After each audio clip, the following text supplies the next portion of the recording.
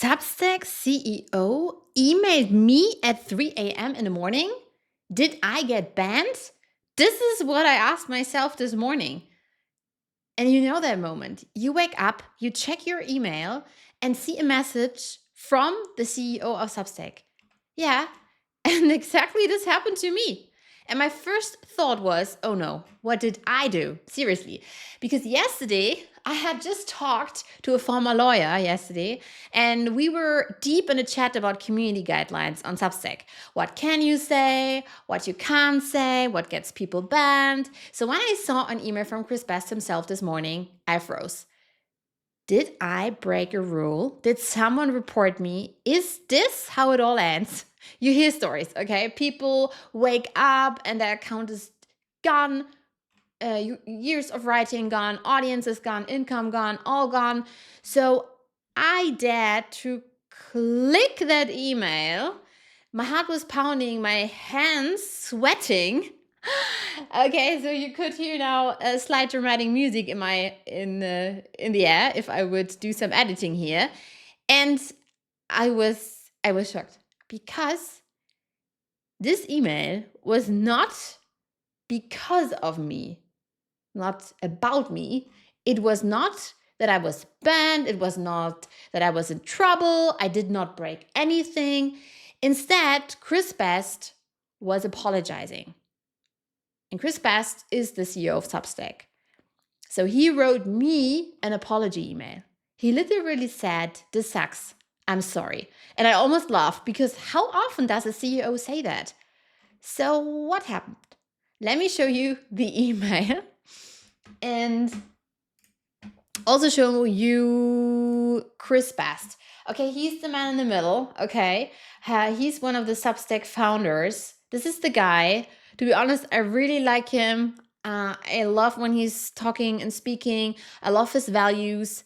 And then there is his email, and we're gonna break it down line by line. And also from a lawyer and a data security point of view, because I was talking to a lawyer and a data security guy today, because I think this matters if you are a writer on Substack. So apparently, there was a security incident. So some user data was accessed without permission. So they didn't get like passwords, no credit cards, no financial info.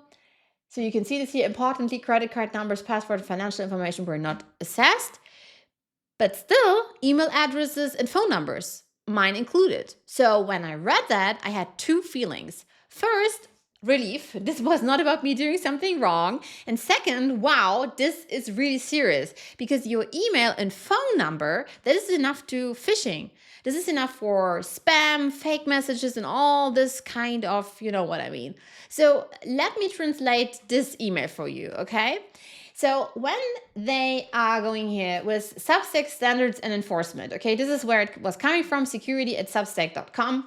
This morning, I'm reaching out to let you know about a security incident that resulted in the email address and phone number from your Substack account being shared without your permission. So phone number, email address, okay, shared without your permission. I'm incredibly sorry this happened. We take our responsibility to protect your data and your privacy seriously, and we came up short here. What happened? On February 3rd, we identified evidence of a problem with our systems that allowed an unauthorized third party to access limited user data without permission, including email addresses, phone numbers, and other internal metadata. So when they say unauthorized third-party access, this means someone got into a system who should not have been there. So they got into the Substack system. And when they say, then later here, this data was assessed in October 2025.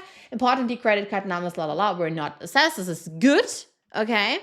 What we are doing, we have fixed the problem with our system that allowed this to happen. We are conducting a full investigation and are taking steps to improve our systems and processes to prevent this type of issue from happening in the future, okay?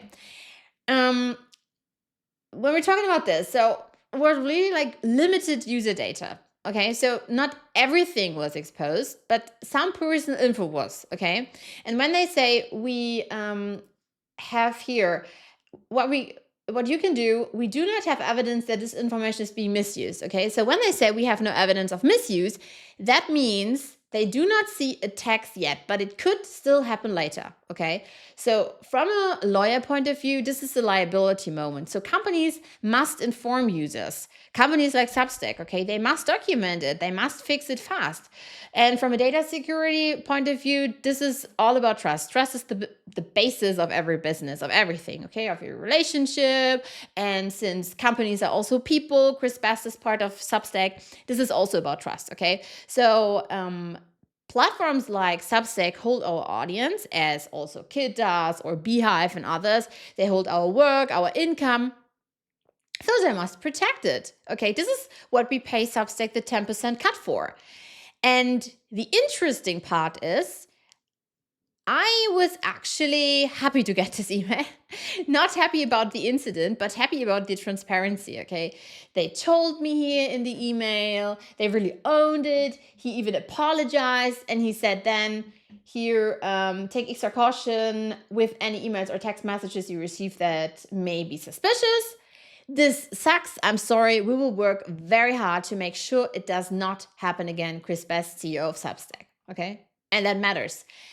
And I even replied, I said something like, no matter what, I love this platform. It has changed my life. It really did. But now we all, I think, need to be careful, because what happens next? Someone could send fake emails pretending to be Substack. Someone could call pretending to be support. So if you get weird messages, be careful, okay? Double check, do not click random links. And now I am really curious. I would love to know, did you get this email too? Are you a Substack writer and saw this message from Chris Best? Or did something else happen? Have you ever received an email from Substack that made your heart drop for a second? Tell me in the comments. I would so much love to hear from you. And yeah, if you're going to say, Christina, I would love to stay up to date with you for all things Substack. As a few days back, I was called like the Substack queen. I had this already back in the day with Medium. Now I'm apparently like the Substack queen. I wouldn't call myself like this, but I just love the platform. And this is why I'm promoting the platform. And this is why I'm on an educational level, bringing you all these information and updates and news. And if you're going to say, Christina, I love this, I really appreciate that you're doing this part-time as a mom, as a marketing manager, and part-time Substack bestseller, then it would be so awesome if you could hit subscribe and also join the onlinewritingclub.com and become part of the Online Writing Club, as this club is amazing. We are 70,000 people now, and it's growing super fast. And again, it's not about like all the people, like these 17,000, but it's really about this one person that's going to join the Online Writing Club every day. And this one person could be you. This would be amazing. Then I'm going to get a notification here telling me, oh, you know what? Rosa joined the Online Writing Club, which is going to be amazing. And even if you become like a paid subscriber, this would be so awesome, because then you're supporting a part-time mompreneur. Okay. See you in the next video, my friend. Bye-bye.